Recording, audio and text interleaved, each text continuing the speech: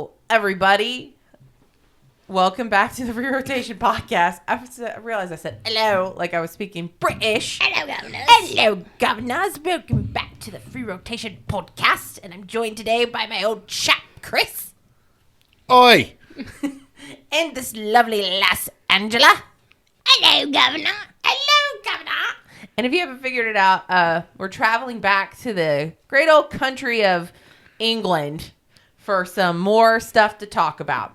Which, by the way, last episode we talked about like conspiracy theory, government cover-up stuff. We're going back to witches and dead people. Actually, it's an unsolved murder attributed to witches. It's actually pretty cool. Welcome to spooky season. It's the spookiest time of the year, guys. I had my pumpkin cream cold brew. Now it's time to talk. Ugh. So don't be hating on the pumpkin cream cold brew. Ugh. It's very tasty. You know that Chick-fil-A has an autumn spice milkshake going right now. Also not eating that shit. I was like, what is That sounds horrific. But I'm like, what are you autumn spicing? I don't understand who likes the flavor of pumpkin. It's just bitter as hell. I don't understand the people like who like tomatoes. So that's where we're at with life. Anyways, so today we're actually talking about what has been dubbed the pitchfork murders, but it was really called the Witch of Warwickshire.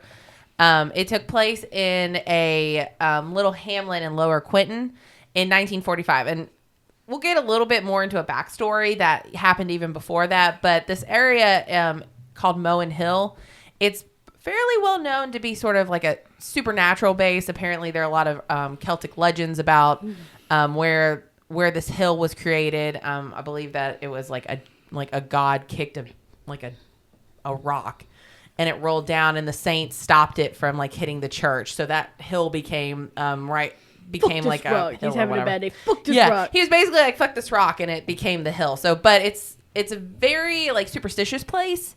I don't know if that's changed in the last however many years it's been. This happened in 1945. It's 2022, clearly. So I don't know if things have changed since then, but apparently this area has been considered very much a supernatural hub. Has a lot of history of people seeing black dogs, history of seeing ghosts, headless ghosts, different kinds of, all kinds of ghosts, all types of ghosts. But what we're specifically talking about today is a murder that occurred on Valentine's Day in 1945. There was a man by the name of Charles Walton. He was sort of an agricultural farmer. He was well known in the village as being kind of eccentric, but he was 74. He was really good with animals.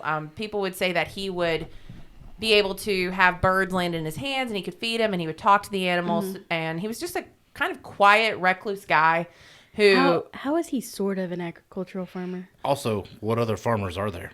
Well, farming, I don't know. That's what it's... Well, I guess an agricultural worker would be more of the correct terminology. So when you said sort of an agricultural farmer, I was like, what's well, I guess work... Like he's a murderer, he has tomatoes. Let me rephrase that. He wasn't farming farts. No. It was animals and plants. And he wasn't farming he was Facebook. More like an agricultural worker. He could work farm areas, but mostly he worked with animals and he worked... in sort of odd jobs in general. So it wasn't that he worked specifically in agriculture. He wasn't a farmer who owned a farm. No, he was just a guy who kind of did odd jobs around that area. He was a hired hand. Yeah. That's a good way of putting it. Yeah. Sort of an agricultural farmer. He was the help. I hope you get cursed after this episode. Thank you. Jesus. I already feel cursed every day I wake up. All I heard was he was kind of an agricultural farmer. What I'm saying is he was what other kind of farmers are there? I guess you could be like... I was thinking maybe there was more to a story. In Twitch, you can farm Keck W's. Well, this was 1945, so I don't think he was farming on Twitch. How do you know? Well, and that's why we asked what was sort of. Well, okay. Wow, you guys are really hitting details today, for no reason. No, My bad. There's something more. Let's talk about the guy who got murdered by a pitchfork, but let's talk about the designation of what he is exactly, okay? Well, I figure it's important. Well, it's different if you're a farm owner and like a bigwig in town. He was kind of like the weird guy who did odd jobs around the neighborhood, but everybody kind of was like, hey, he's kind of cool. So he was 74 at this point. He actually, and what a lot of people said is that he was actually very active still, even at his age. He still worked about 4 days a week. He had a lot of bad health conditions, but he was very, very much one of those people who were consistently working. They always followed a schedule. He was not one of those guys who would you could not rely on. So he was like always there ready to go. So it's important to note that because a part of the story is just the timeline of things, of how things happen. So on Valentine's Day in 1945, he got up. He was heading over to Moen Hill, and he worked for, like I said, different odd jobs. And one of them was called like the Potter Company, and it was a lot of farming land. And I think it was almost like a kind of a bed and breakfast adjacent kind of thing, but they had different kinds of fields where you could work in and stuff. So he was actually heading that way. It was stated that day he had taken some fruitcake for his tea, because, British, a pitchfork. For his teeth? For his tea, honey. Oh. His tea. Instead of scones, silly. he had fruitcake. Gotcha. I was picturing him like brushing his teeth with a fruitcake. Oh, yeah, that would, yeah. Like, well, I mean, it would make a lot of sense, the honestly. But he had a pitchfork and a, what is that thing called? Fruitcake? Not the fruitcake, the other kind of farming tool. A hoe? A shovel? A spade? I think A rake? A biscuit? Pitchfork and a torch? Did he have a pitchfork and a torch? Were they going after Frankenstein? slash hook. He had a slash hook. A scythe. A side. Yeah. So, listen, I couldn't remember exactly. All I know is it did something like that. Okay. That's some vicious ass Well, tools. it's kind of important to remember that. So, I think he farmed stuff other than agriculture, like livers and spleens. Bodies. Yeah. well, so he was heading to a farm. It's called the Firs, and it was a field on the foothill of Moen Hill. And what was interesting is there was only a couple witnesses that saw him leave that day. So it was about 9:00 in the morning. People saw him heading to his job. At about 12:20, Alfred Potter, who was the owner of he wasn't the owner, but he was sort of the supervisor for the Firs, said he saw Charles Walton heading through Moen Hill, and he was going to initially stop by and see how everything was going, but at that time, it turned out that I guess a cow had drowned in like this little river adjacent. So he had to actually leave and go take care of getting that cow out. And he said by that time he got home about 12:40, and that was about it. So allegedly he's the last person to see him. Charles Walton was living with his niece Edith, and she was basically sort of like his adopted daughter. Since after Charles Walton's wife died, they lived together, and she was sort of his caretaker as well, since he was such an older fellow at that point. She comes home in the afternoon and realizes, hey, don't know where he is. It's kind of strange because generally this guy's home by like 3:00 if we're going to pick a time or whatever. So she's kind of walking around, looking around the house, and realizes he's not home. So she grabs her neighbor and says, hey, listen, I don't know where my uncle is. Can you come with me just to see if maybe he fell? Because the guy's older. I mean, it's 74. he could have broken a hip, and he could have been somewhere that he couldn't get any help from. So they started looking for him. A short time later, they run back into Alfred Potter, and they're like, hey, we don't know where this guy is. And he's like, hey, dude was over here by this hill. Let's go over there and look. And so they start walking that area, and as they come around, they find Charles Walton pinned down with his neck slashed, throat slash, and a pitchfork pinning him down into the ground. And allegedly, which there's no real documentation, he had a cross etched into his chest. So, of course, everybody's freaking out. The neighbor takes Edith back to her house, and Alfred Potter stays after the neighbor goes to get somebody else to call in law enforcement, because they're like, oh shit, this guy is real dead. So when law enforcement gets there, they start looking around, and what is said is that this is a very similar thing that allegedly witch hunters would do to kill a witch. It would be to pitchfork. Yeah, I was about to say he's the witch. Yeah, like you said, he's killed by witch. I'm like, no, that's a witch. And that's really what it was supposed to be. Is that he was a witch, and that in order to kill the witch, they pitchforked him and slashed his neck. Because like he's 74 at that time period, and he's super active, and he's eating fruitcake. Who the fuck eats fruitcake?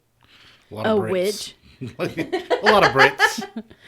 But apparently, my understanding is that the cut to his neck was so severe it nearly severed his head, and the pitchfork was shoved down into his body, and he could not get up. Immediately, everybody assumed that, hey, we don't know who. They had no idea who had done it. Here's the thing: people were like, he is kind of a weird dude. Like, he talks to animals and all that stuff, but there's no evidence that this guy was ever considered a witch. But the biggest thing that started happening is that Scotland Yard ended up showing up. And if you've ever heard of Robert Fabian, he was like the big dude in Scotland Yard. He could solve any difficult case. He was Sherlock Holmes. He was basically the basis of Sherlock Holmes. So they show up, and immediately there's not really a lot of information about what could have occurred. Nobody saw anything. The autopsy says that there are defensive wounds on his hands. So he did struggle, and his cane was actually found like a few yards away from where his body was. So it's very possible he was trying to run away and just couldn't get away. Wait a minute. He had a pitchfork, a scythe, and a cane? Yeah. All three hands in it. Yeah. I mean, he's a witch. He's got to ride one of them. Well, and you know, you're right. Well, and maybe you never know. He could have strapped the pitchfork to his back or something. I don't know. Or just carried the cane, the scythe, and the pitchfork in one hand over his shoulder. Right. Yeah, that's true. So it's my understanding at that point, the bigger thing that was also noted is that his pocket watch wasn't located on his body, and apparently he never left the house without his pocket watch. So there was some thought that maybe he had been robbed. However, of course, you're living in 1945 England, and it's a small town, and everybody is very superstitious. So the first thing everybody thinks is they tried to kill a witch.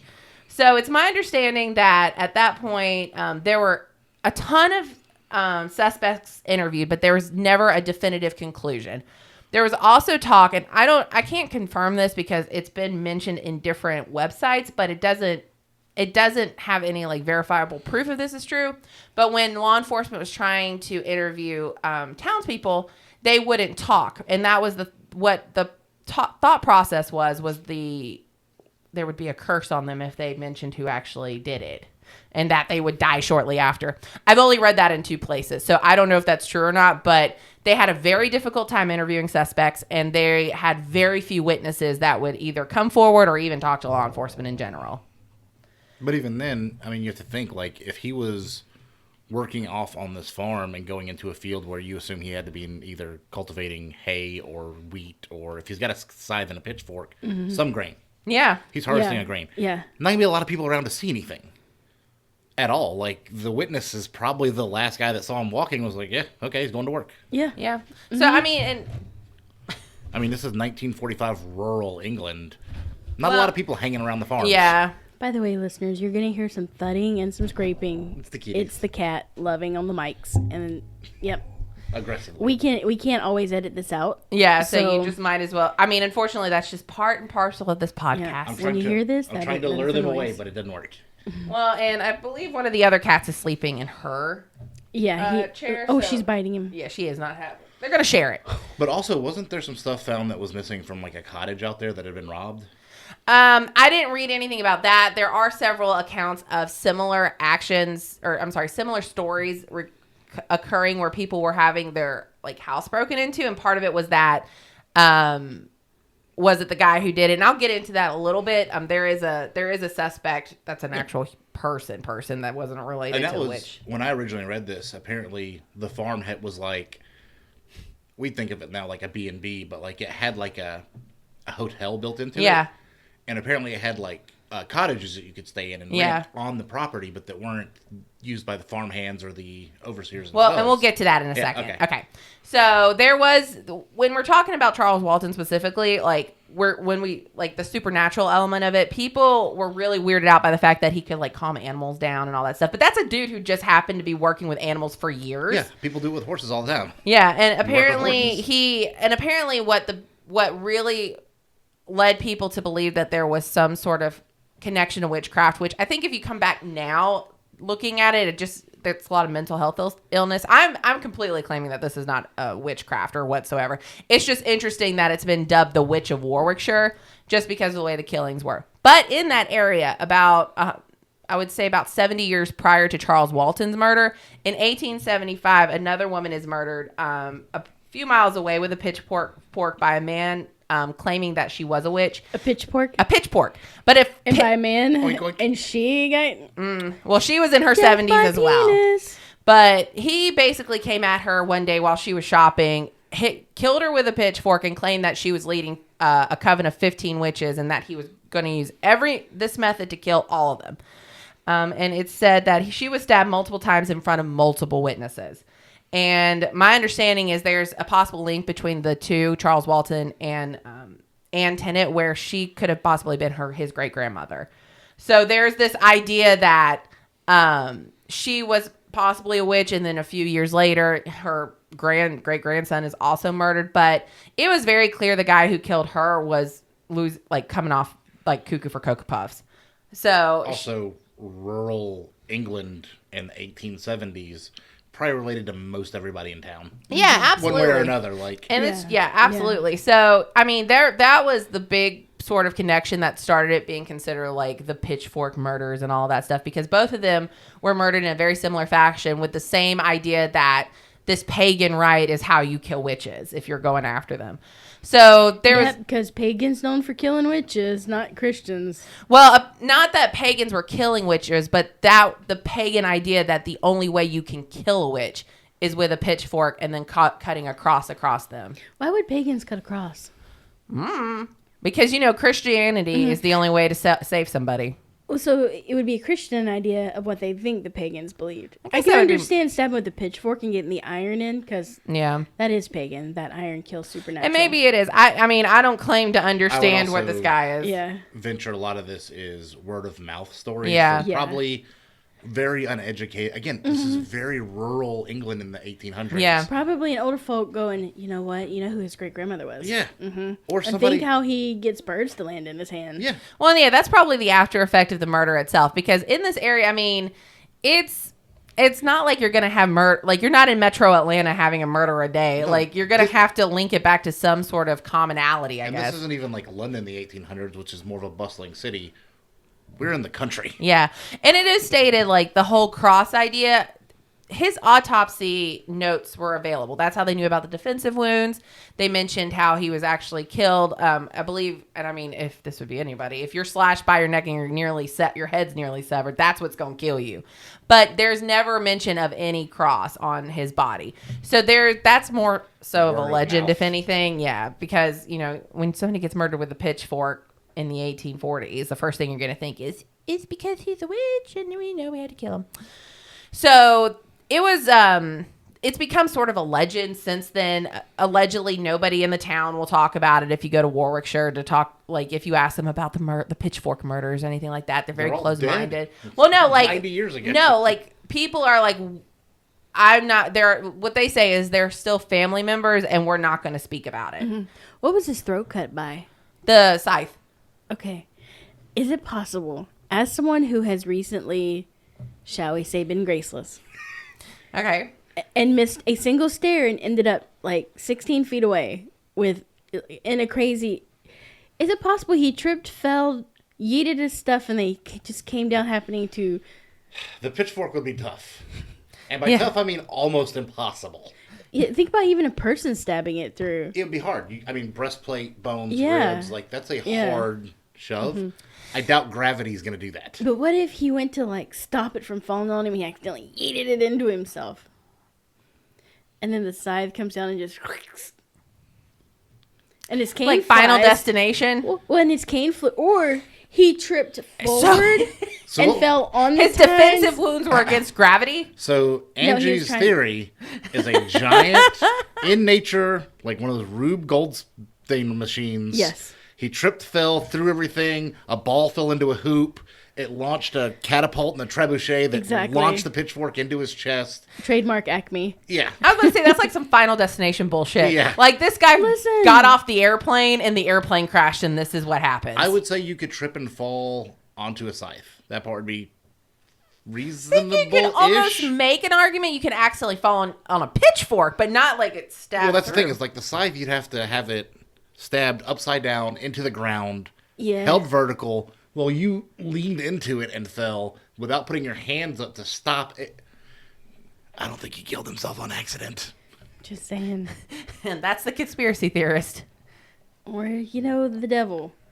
He did have a pitchfork and a scythe. Maybe they were like, hey, he's trying to be death and the devil. Not on my watch. Yeah, the Grim Reaper's like, dude, we fucking discussed this. We're wearing the same shit again. That would be It would be funny if this entire legend was based on somebody being really clumsy. Sometimes. He didn't break his hip or anything. He just Did happened. he need an angel shot? Oh my God. Anyway, so there's. Don't haunt me, dude. I'm going to say this. I am one of those people who 100% want to believe in the supernatural portion of things. I would love to believe that there was some witch hunter that knew this guy was a witch and was like, we must end him because he will curse the village. Because that's what allegedly everybody says has happened. Due to his death, he put a curse on the village. And if you talk about what happened, you will shortly die after. You fucking killed him. So I'm glad he cursed your asses. my thing is, if he was that powerful of a witch, would he have been doing odd jobs for farmers at 74 while hobbling around in poor health? I mean, I would guess not. you don't know his life, I guess. I'm just saying that's a weird spot to finally be able to use your powers. Right. And apparently, like, this whole, we're looking at a good 70 years. We're talking between 1875 and the 1940s. Not much in the way of, like, getting past superstitions had really changed, in my opinion. You're looking at right around World War II. But these are small little hamlets. I mean, we're not talking about the major cities. And I mean, most of these farms probably did not have. If they had electricity, it probably wasn't very stable. Yeah. And they probably didn't have running water at all yet. That wasn't well water. Yeah, I think that if I'm not mistaken, there was only about, and I keep saying Moen, it's Meon Hill, I'm sorry, before anybody comes after me in England. It's about 500 people that live in that little area. You're related to everybody. Yeah. So there's a couple of other theories that sort of exist, which to me, I think the last theory is the one I'm pretty certain is what actually happened. But there was also a theory that there were prisoners of war that did it. So apparently in this area, Italian and German prisoners had begun to integrate into the neighboring towns because this would happen at pretty much toward the end of World War II. They were already prisoners were already sort of being, let me say this: prisons were being more lax. They were sort of done at this point because at this point we knew where it was going. So the police in the area did contact Scotland Yard the following day after the murder, asking for help because they initially thought it was some Italian madman, and that he had gotten loose from these prison camps and that he was coming after everybody. However, a lot of people now think what that thought process is, hey, there can't be somebody in our neighborhood that's murdering people like the way this was happening. Yeah, we live in a hamlet of 500 people. We know everybody. Right. It can't be one of us. Yeah, you've got to make an argument at that point that you live with somebody who's completely cuckoo for Cocoa Puffs and not the idea that it's some stranger. It's the stranger theory. Yeah, it's the boogeyman theory. And so there was actually some interviews that occurred with some prisoners of war. None of them were really ever seen in that area. There were no witnesses to any random stranger walking around the Firs that day. And so that sort of was dispelled pretty quickly. And I mean, it never came any further than the fact that the police initially thought maybe it was some guy who was murdering people for maybe fun. They just didn't want people to know that, hey, there's these escaped murderers, criminals of war. Right. People. Whatever they were. Well, and I was going to say, like, another thing I thought about with this is that it clearly shows that people were not initially thinking it was, like, a witch killing. Because the first thing the police are like, isn't like, hey, this guy has been killed in a ritualistic way. We don't know if he's a witch. The first thing they said is like, hey, we think some Italian guys have been let loose and now he's murdering people. Like, it just goes to show that as time goes, the legend kind of builds and builds and builds off of the stories. Yeah, my thought process is if you were a POW and they let you out, you're probably not going to do anything to get put back in. No. Seems like you're going to enjoy the free time. Well, I was about to say, like, I mean, it would be, I don't know. It feels like it would be really hard for some random dude who, if you're in a town of 500 people, nobody noticed the random stranger, like, and Judith, and then there's this guy you've never seen before, and it just so happens that he's in the same area as the guy who gets murders.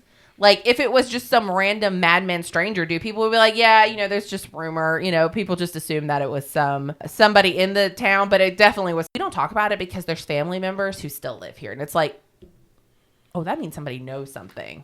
Or they just don't know anything and are keeping it alive. I don't know. So this is where I think the truth is where it's at.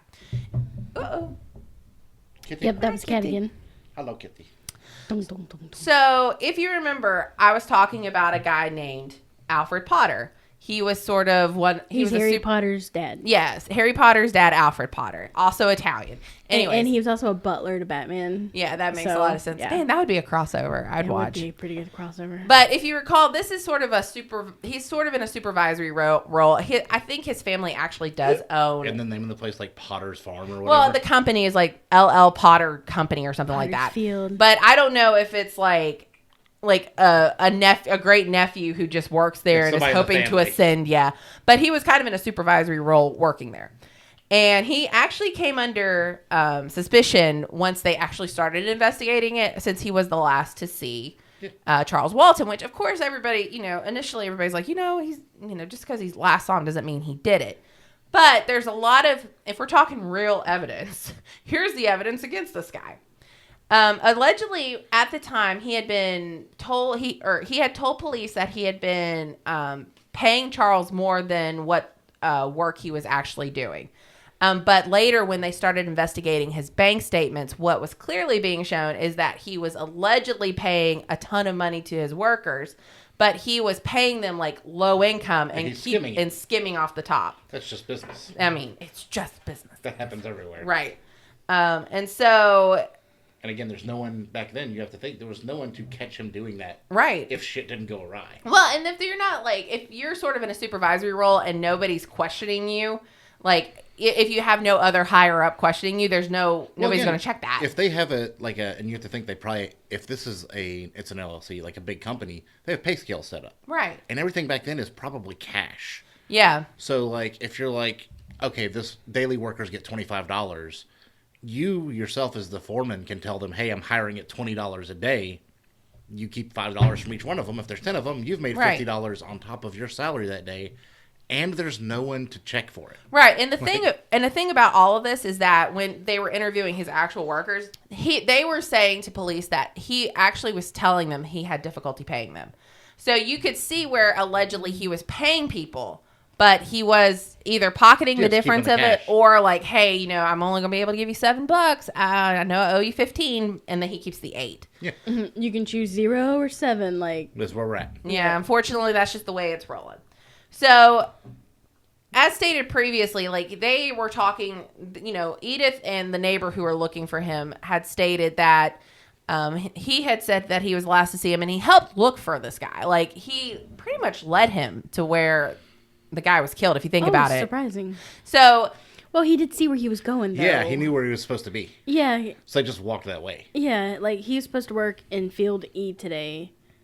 Yeah. And I saw him walking there at 9 this morning. Well, and so we'll talk about a little bit at the crime scene what happened, but so reports from law enforcement stated that he had been acting really weird and kept complaining about being cold the day of the murder. And actually before they had several police units come out. They had the Hamlet police.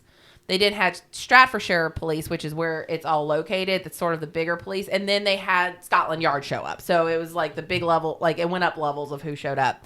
But he kept telling the local police as they were waiting for the Stratfordshire police to show up that he was really cold and he just was ready to go. Like he didn't want to stick around.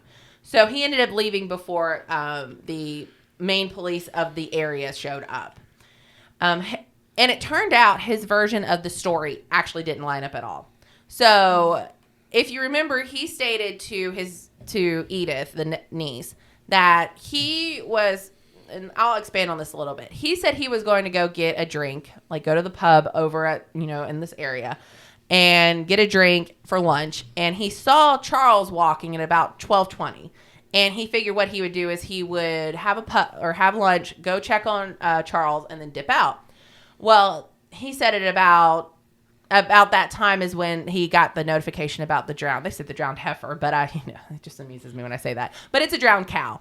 And so he has to go get this cow out of this body of water. Well, it was actually shown that people knew about this drowned cow and that he actually pulled him. The animal was actually pulled out like 3 or 4 hours later. So there was no 12:40 go home. Or basically what he stated is that he got the cow out and then he was home by 12:40 and that was the last time he did anything. But allegedly the cow actually wasn't moved until like 3 o'clock that day. So the timeline doesn't line up. So if he's saying that he went to go deal with this cow and then was home, there's no accounting for like that 3 hours that allegedly, there was another cow, I guess, that drowned. I don't know. So that didn't make any sense in his witness statement. He also told law enforcement that he had touched the murder weapon after the neighbor had assisted in the search, or let me put it this way. He went and touched the weapon because the neighbor that was with Edith said, "Hey, check and see if he's still alive." Dude's head is nearly severed off. What are you checking? Yeah. Again, I'll still go shadow of doubt because depending on how he's laying or what you can actually see, all he may see is just blood. Well, let's talk about then the fact that the neighbor told law enforcement he did not say that. Actually, he told him not to touch the body at all. See, I'd be willing to bet this gentleman's a drunk. Seriously, if he's going to lunch at the pub at 11:30, 12, whatever, to drink his lunch every day, he may just be a fucking drunk. His time may be fucked up. And that's why he's stealing money, because he's an alcoholic. Yeah. Yeah. Well, and again, if you're skimming off the top, you don't bring attention to it. But my thought process is let's say, and fingerprinting was still very new in this time, but it was still available. That would be an explanation as to why his fingerprints were on the murder weapon. Is, hey, I just so happened to touch the weapon as I was checking to see if the dude was alive. Also, if the murder weapon's a scythe and they have hired hands, who knows whose fingerprints are on it? Well, I don't know if that's the case, because I think this was this guy's personal, like, pitchfork and scythe, because he took it home with him every day. So that's why I was like, well, that is kind of suspicious. Like, why would you offer that explanation of touching the murder weapon if... Blug, drunk. I don't know. I think that makes a lot more sense, because there's just a lot of inconsistencies in his story. I will say that they were never able to clear or ever able to show that the guy did it. I mean, you couldn't reach... We have beyond a reasonable doubt, but you couldn't prove that the guy was involved by just some inconsistent statements. His bad story and stealing money doesn't equal murder. He's guilty by association. Public opinion. Yeah. So, well, and really, if you think about the thing that ended up happening is that the case ended up going cold. There was no definitive conclusion as to who actually did it, and there was. And I'm going back to this pocket watch thing, and I only mentioned it because it was such a big deal about his pocket watch not being on him, because he was such an anal retentive guy. Like, he always had his pocket watch. He always left at the right time of day. He always was home at a certain time of day. He was very much one of those, what is it called? He was anal. He was type A personality. Kind of a type A, but he I think type A is a good way to say it. But when they searched the house initially, like, just to see if there was anything regarding, like, maybe there was a story about witches and maybe they are looking into it. They searched his entire house, okay? His pocket watch was never found. Years later, in, like, a random cubby, the pocket watch is found. And so a lot of people were like, well, maybe clearly, I mean, he forgot his pocket watch that day and he just so happened to get murdered. But there's a lot of thought process in like true crime interest in this, that the guy whoever killed him came back and put his pocket watch back in the house and left. And I don't really know why anybody would do that. You don't want to be caught with it. Yeah. Also, it's 1945 cops. I'm going to go with shitty police work. I mean, you look at what we were talking about a few weeks ago with John Bonet. It took them hours to find her body in the house. Yeah. I guess in my thought process... And it wasn't even them. Yeah. I guess my thing is, though, like... His niece lived in that house for years after that. It wasn't until I think she sold the house, and I feel like it was about 30 years later, they found this pocket watch. Yeah, Who'd she sell it to? Well, I don't know. She may not have even gone through his cubbies and stuff. You have to... A lot of times when someone gets unexpectedly killed or taken, their families will keep their rooms and stuff exactly the same and not mess with anything. Well, not only that, like, in my kitchen, I can't reach the top. So if something's hidden up on the top shelf, it lives there. Yeah. I don't really adhere to the idea that somebody snuck back into his house and hear me out. He wakes up. Watch. Yeah. He wakes up. He doesn't feel well that day. He's feeling a little off, but he's like, you know what? I have a good work ethic. As he's walking down a hill, he realizes, fuck, I forgot my pocket watch. He goes to turn. He slides on a rock. Boom! God. He lands on his weapons and kills himself. I was totally down for the first part of this. Clearly, this hill is near a waterfall, so all the rocks are covered in slime and slippery. Of course. It is England, so it's foggy and rainy, and as he falls, he impales himself, and as he goes to yeet it out of himself, he falls Slits backwards his and throat. accidentally finishes the job, yeets his cane this way, and the scythe comes down and cuts his head. So here's the okay. Because you don't need a lot of pressure on the I neck. was down. Yes, you I do, was people. down with the beginning of what you were saying. I was thinking he just was off that day and he just forgot his pocket watch. We went off the honestly, rails. he could be off because if this guy is as thorough as you were saying, he probably figured out the bullshit going on and was like, "Hey, dude, I know you're skimming us, and I'm on to you, and I'm gonna report you. So maybe." And then the guy was like, "You know what? I'm gonna get you." Yeah. Or they had words, so maybe he knew somebody was watching him or following him. This guy could have hired somebody to kill him. He didn't even have to do it himself. And he's just walking and be like, yeah, that's the dude right there. Yeah, him.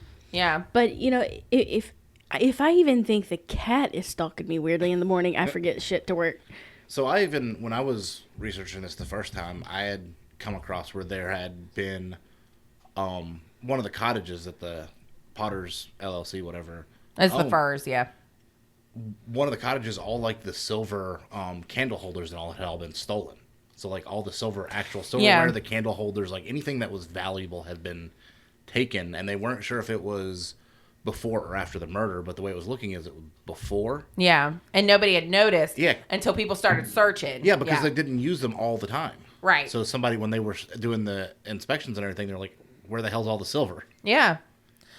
I mean, and the thing I thought about with this is nobody is ever innocent of or absolved of any sort of guilt, in my opinion. Was the dude Alfred Potter, maybe he was stealing his own shit and selling it. Maybe he was I mean, he probably still was.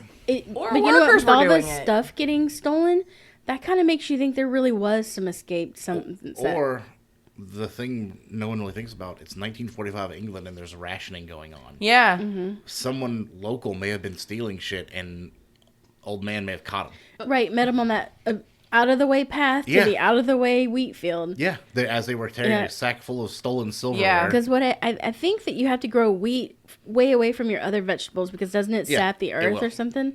So he's heading to on a dark, gloomy, windy, cloudy, foggy path where he probably fell. And apparently that day it was super cloudy. There was a lot of fog. See, I'd be willing to bet he caught somebody stealing silver for cash. Because again, we don't think about it now, but they were rationing in England in the 40s. Yeah. Well, and I was about to say that makes a lot of sense. And the It guy lasted a while too. and the guy who was stealing from his workplace, I don't think there are people coming vacationing in Warwickshire during World War II. I don't think that's happening yet. Again, that's what I was saying. They weren't sure how long those things had been missing. So somebody may have been stealing from there. It might have been teenagers that were trekking up there once a month to steal $40 worth of shit. He happened to catch them, raise the fuss, and they kind of ended him. Yeah. Well, I will say that BBC did do an interview regarding this story, and I know you said people just don't know what's going on, but the one guy who was an owner of a tavern in the area said, "I can't talk to you about it. After 17 years of running this place, I know that there are some things we don't talk about.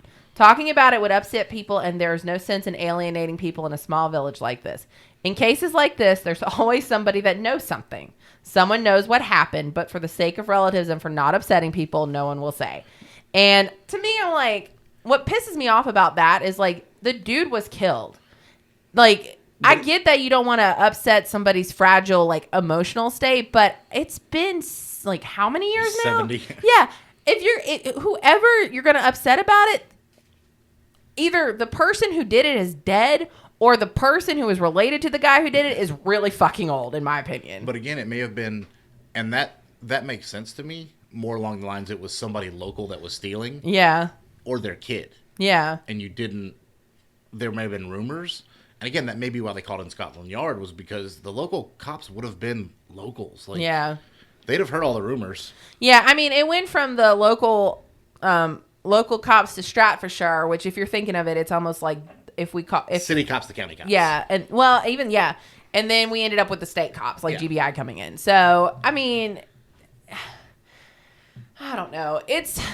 I will say this. I was initially interested in it because I was like, oh, it's witch murders. Like, that's totally interesting. But then you start reading it and you're like, this is just really kind of a sad story. Like, this guy was not doing anything. He was just going about his business. Maybe he ran into somebody who was stealing stuff and he's just like left dead He's in a the middle. Old man. Yeah. And it wasn't like he was just killed by like somebody kicked him and he broke his hip and he died. He had his like neck slashed and was stuck with a pitchfork. Like that's brutal, my dudes. A cross carved on his body. Allegedly, there's no actual evidence. Don't look at me like that. That was not the cat's, listeners.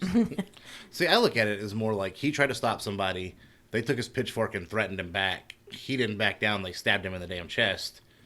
And as he gurgled, they were like, "Oh, this is over. Well, this is awkward shit. Let's make this fast." Yeah. And I know there's like different things people talk about, like what the pocket watch thing, and the fact that this guy, like, there's just so many coincidental things that could have happened that day that have just made it more of a legend. Imagine it was one of like the local constabulary's nephews. Yeah. That was doing it. And the other guy was like, "No, I'm not dealing with this shit." Yeah. Definitely calling the city or the county cops. Well, and if everybody knows everybody, if the 500 guy, people, let's everybody talk. knows everybody. Well, I was going to say, if you're talking about this Alfred Potter guy, if he's like the big business guy in the area, are you literally going to call the cop? Are you literally going to snitch on the cop if he's your boss? Not only that, but like, is he going to call attention if he's able to skim money every day, quietly and squirrel it away? He's not going to have to steal the silver, or he's not going to want to call attention to that shit. Just keep it quiet, because otherwise the company finds out, and then they fire you for stealing. Yeah. Well, I was just thinking, it wouldn't make any sense that if somebody saw something, like, hey, this guy did murder him, but he's your boss. Who snitches on their boss? I wouldn't a second.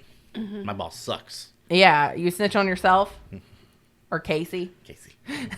My wife's the boss. An easy way to get a divorce. Maybe she's caught in crime. The guy who was killed was the guy who was stealing.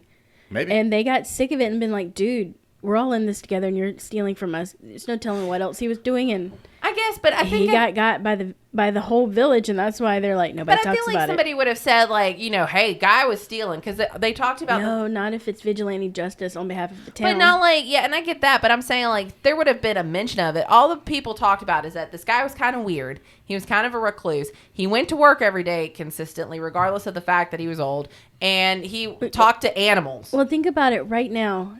Here, pretty much locally in Franklin, people in Franklin and Heard County would tell you they know who killed that girl and who planted her car. And you know what? Nobody talks about it.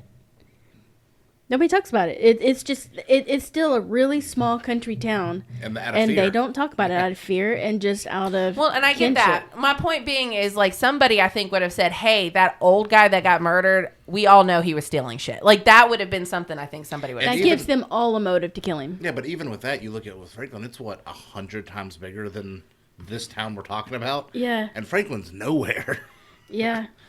I don't... But to say I know he was stealing gives you a motive to kill him. Yeah. So who would say it? But I mean, that was the thing that originally I thought got Scott Landlord called in, was there's a bunch of stuff actually missing and they weren't sure the time frame. No, it was this murder, and it may have been that ancillary to it. They started realizing things were missing when they were searching, and that's what got it. Holding wages. Yeah, and that's a pretty big crime. Yeah, big red flag. I don't know if it was at the time. Well, and I don't know if it... What's their IRS situation I like? seriously doubt it. They had one. But it was probably like, hey... They definitely had to pay taxes. I mean, sure you had to pay taxes, but the thought process was, like, it wasn't like, oh, he's skimming money off of his workers. It's like, this is a guy who probably would be up to some shenanigans. Yeah, but his foreman and his bosses would have been pissed. Yeah. Because he's stealing from the workers that they're allotting so much money. I'm sure they had him a salary set up, too. Right, and you know what? So say you're supposed to make $12 a day. You only get $8. You're still paying taxes on $12 a day. Yeah. So somebody's stealing from somewhere, and you got to think about this is the time of the workers' movement. It's starting to build steam at this point. But it's also, like I said, it's also during World War II. It's also, there's rationing going on, and it's hard everywhere for everybody. If you're a company that stays in business during those kind of times, and you find out someone's stealing from you, you're probably going to be real pissed. Yeah. I mean... it was hard to make it back then. Mm-hmm. It's just, I don't know. I guess what's made it such a big thing is the fact that people now have this legend that if you talk about it in Meon Hill, if anybody tells you, they're going to die shortly after. And it may just be that they're fucking old. Like, if you go talk about it, you're like 80 years old. Oh, these 90-year-olds? Yeah, shit, they're going to die? Mary died yesterday. How old was she? 97. Yeah. Oh, it's a tragedy. And What a tragedy. But I also think it goes to show, like... What, a 74-year-old we don't have to pay for anymore to help support? I was about to say, even in the 20th century, like, superstitions ran dead on in, like, a lot of places. Like, this area is considered a hub of superstition. They talk about seeing black dogs on Meon Hill. They talk about headless ghosts. They talk about the screams that you can hear during the night, and that it's Probably like... of people they've murdered. Possibly, but also like the fact that it's a place of legend, and that's just like it's almost like a ley line almost. But I think you hear about that in places like that, like Appalachia, and Yeah, you don't hear about it in like you hear about ghosts in New Orleans, but there's not a lot of, other than the religious aspects, not a lot of superstitious stuff. right. It's just because there's not people. Yeah. You need something to keep you busy. Well, and I mean, I think with it being also piggybacked from a murder that happened in 1874 involving another pitchfork, where the guy was like, "There's witches." I mean, the guy was just crazy. That's really what it comes down to. Mm-hmm.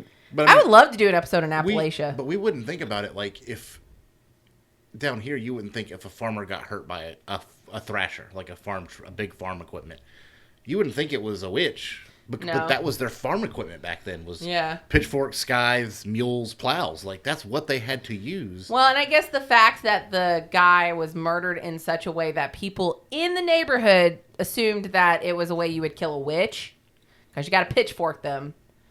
You know, that's really where the big part of it came from. And a lot of people, like, they're like, well, you know, it's so similar to how what people believe how you would kill a witch. But, I mean, to be honest with you, of course, in an agricultural farming area, the best way to kill him is going to be a pitchfork. Hear me out. He sees him on the road. Old dude says, "Hey, man, can I talk to you for a second?" Sorry. Gives him the evil eye. Pretty much, yeah. And he's like, "Hey, man, I got to talk to you a second. I've noticed that you've been skimming." And then they get into a little verbal scuffle, and the guy pushes him. He falls on his pitchfork. So he's like, damn. You can't even take yourself serious right now. I also think of like nobody's 1940s gonna... Englishman. Yeah. He's not going to do that. They're not going to approach it that aggressively. He's going to smack him with his riding glove. How dare you defile my character. Okay, wait a minute. Character? Yeah, but I wasn't speaking in English. How dare you defy my English? Wow. Oh, she's speaking the Queen's English, if you think about it. I challenge you to a duel.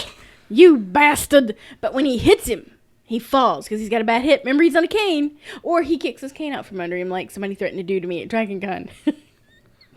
I wonder who did that. Some rando. Some Becky. I mean rando. And then they fall. Boom. He injures himself. And the guy's like, oh, Buck. He's dying. I better make this look like a murder. Stabs him. What do you make it look like a murder? That's how you hide an accidental accident. Well, he pushed him. Murder. He's guilty, so he's like, I better just go all the way in and make this look like somebody else did. That's like when you go from 0 to 90. No. That's like if you're at the grocery store and you're like, oh no, I dropped this pack of meat. Better go murder the butcher. Exactly. No one will be onto the meat dropping. That's like when 0 to like 100 real fast. Oh shit, he accidentally killed himself. Let me just make it look like a murder. That's why the guy had stuff on his hands, because they were fighting. He was in a kerfluffle. But the old guy somehow, like, hip falls out. Enemy. Cane drives over and then accidentally scythes in the neck. So the guy's like, I better go ahead and just stab him through with this pitchfork. Wouldn't it make more sense? Let's make double shit. How about we switch it around a little bit? We know he's drunk. That maybe he got in a fight with somebody. The guy was overwhelming, or the old guy was overwhelming him. And in defense, he pitchforked him or slashed his neck. It's the same thing, but it still has to involve a fall. Somebody fell and slipped on the foggy, icy ground. That's your friend. I'm going to assume an old man confronted somebody, got stabbed and cut, and then called Yeah, it because a day. you can imagine as they're walking and they see each other, he was probably like, hey, while we're alone away from everybody, because the old man, if he is as thorough as he is, he probably wouldn't want to embarrass the guy, because he sounds like a decent guy. Like, well, I got y'all here. Let's just have a man-to-man conversation. I imagine whoever was stealing got caught, and he was just like, hey, the fuck you doing out here? and it got loud. It verbal. got real bad, real fast. Well, and then that's why the guy's drinking his lunch because he's like, oh my God, I just killed old fuck. I think that guy may have been drinking his lunch a lot more often. Yeah. No one took him going to the pub for lunch as any kind of surprise. Oh, yeah. He's fucking drunk. Yeah. I don't know. Hear me out. Oh, There here we we go. go. Big How feet. far away? Yes. How far away was the cow who drowned? Not very far, I don't think. Okay, I figured it out. The cow is at the top of the hill. Cow trips, falls, hits old dude, shoves the pitchfork in his chest as he goes down, falls into the thing and drowns. Total accident, but you just wouldn't know. It's all a fucking ungraceful cow's fault. I don't know if you know what cows are, but if they slide down a hill and barrel into a person, they're going to crush them. That's also my new Valorant name is Ungraceful Cow. I mean, if he hits him hard enough to pitchfork himself, probably just going to crush his whole body. I Yeah. don't think... Here's where I'm If you having hit a an cow issue. with your car, it's Here's going to where fuck up I'm... your car. Here's where Italian soldier Sergeant Fanny Pack Magoo. Fanny Pack Magoo. Is Magoo, the traditional Irish This last name. guy has made it 2 episodes in this No, podcast. this is the Italian prisoner of war. Trips at the top of the hill, takes the cow out. They both roll down.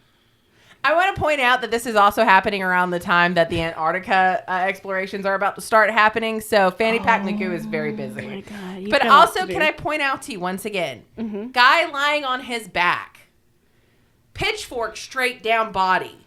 How'd that happen? Gravity. So he had to yeet himself off the hill, land on it, and He then was trying to fall get out of the backwards. way of the cow. So what happened was, I don't know if you've ever seen House, Yeah. but it was like when House got his like shots and he was parkouring. The 74-year-old, he threw his cane in a fit of ecstasy, Yes. chucked the pitchfork, and was like, "Yes, parkour down this hill." Tripped, fell, pitchfork straight down on him. Murder. That makes so much sense. Parkour old man. That's what happened. It took Chris having to rewrite your story 10 times to get it correct.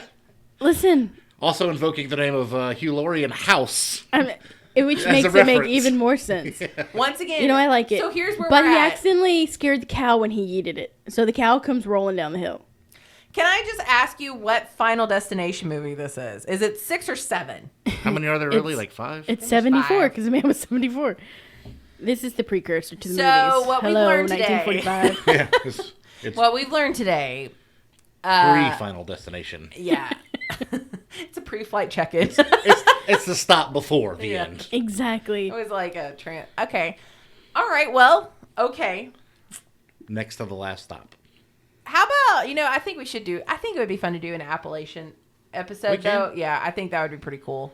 Just to talk about, because we got some crazy-ass legends here. The Yeah. Ghosts of Appalachia. We can see if Casey wants to join us. She would, because she loves this show. Yeah. Yeah. With our guest host, Sergeant Fanny Pack Magoo. Casey? That's her name now. That's Bobby's new. Also about to say, Yes, Bobby. on Bobby Watch 2022, still no idea where he's at. Nope, he might be dead. Didn't see him at Dragon Con either, which we usually do. Haven't seen it haven't seen him like or comment on anything in Yeah, a month. right. And there's been some scandalous pictures posted. Oh yeah, That's where the pitchfork ended. there have been some e-thoughts that he usually Yeah. comments and likes on, and I haven't seen him like on At any all. of them. I mean, I have because I am also a fan of e-thoughts. If you're an uwu girl, holla at your boy. However, I swear to fucking God, if you're an uwu girl and we're playing Valorant, just oh please, Fuck Becky, in there me. was nothing wrong. She was good. she was very nice too. I She was- can't. Hi, my name's Becky, and I'm a jealous bitch. No, I'm yeah, not. she was like, KO, will you push mid with me? And Becky's like, oh my God, she sucks. My thing, Meanwhile, this she's is top not my fragging. problem. This is not my problem with her. I think if you're doing great, and I'm happy to hear it, but why? Why can't you just talk like a random That's like a probably normal? her voice. Maybe that's her regular voice. So all girls in that age range just happen to talk like. Here's "Oh, the good thing. job, She Kayla." killed 4 I sure people hope so. in a 1v5 clutch, which she did in clutch. She missed the 5th, and Becky's like, fucking girls. This is why I hate playing with girls. I did not. Because she said, sorry. I'm sorry. And Becky's like, oh my God. Get yourself. No. Talk like a real woman. I told her it was okay. I did too, because you know She what? did fantastic. She Simp Master 69 over here, and your Simp Mistress 420. That is not my name, by the way. I'm about to and say. all I said was she would. I did. Are you? We didn't a even know she was. Are a you? Uber girl. Are you a Nope. tier 3 sub? I just want to know. She was very. I'm the tiny. Well, that's fine. Tiny's okay. That's Yeah. your friend. I am to Caleb Durwood, who screams magic. You're a simp. I'm just kidding. He's got a pretty good beard. There we go. All I'm saying is... Shout out Caleb DMTG. If any of y'all want to get better. He's not nice to people, but he's good. Which is you know how what? you're supposed to be. Yes, I can deal with it. Same with Tiny. She's not always nice to people. You're but not supposed to be. You're good. supposed to be better than them. As God intended. Alrighty. That was the it. air quotes witch of Warwickshire turned Yeah. out an old man that was murdered, huh? Well, I mean... Scary witches. Or an ungraceful old Well, like I man. said, when I was looking, when we were talking about doing like the Unsolved Mysteries, series, I was looking at like the top 10 unsolved mysteries around the world, and one of them was the Witch of Warwickshire. And I'm like, I've never fucking heard of this. I got to check this out. And then you just read it, and you're like, oh, these are just some superstitious bastards. These are some out in the country living, super rural people with nothing else to do. To be fair, we all believe in Bigfoot, so and we live out in the country. Bigfoot's real. He's been seen and photographed. Okay? We also live in a city of, I don't even know how many people live here now, like 300,000? Yeah. It's a lot. Enough to have lawyers that can be magistrate court judges. Like, it's required. Like, Georgia law, like, under, like, a certain threshold, I think it's like 100,000 people, you can just be a dude who decides to run for magistrate court. After a certain amount, you have to be a lawyer. So, that's how many people we have. New life goal, move to a small town, become the judge. Yeah. I really do think we have, I think this city has over 300,000. Where I live, which is like 20 minutes away, is over like 65,000 now. And when I moved there in 2012, it had 2,200 people. 2,200. I just had a funny song lyric go through my head. Thinking about how the God kicked the rock down and then the saints stopped it. It's like, we built this city on rocks and rolls, and the man falls down the... Like the cow? Yeah, exactly. Can you end the episode now? I just saw the New Orleans Saints offensive line going up and stopping the boulder. I'm like, what are you going to do? They did good work. I mean... Better than the Falcons. It's true. All right. I'm not even going to cut it because it's true. Goodbye. Bye. We love y'all. No. TheFreeRotation.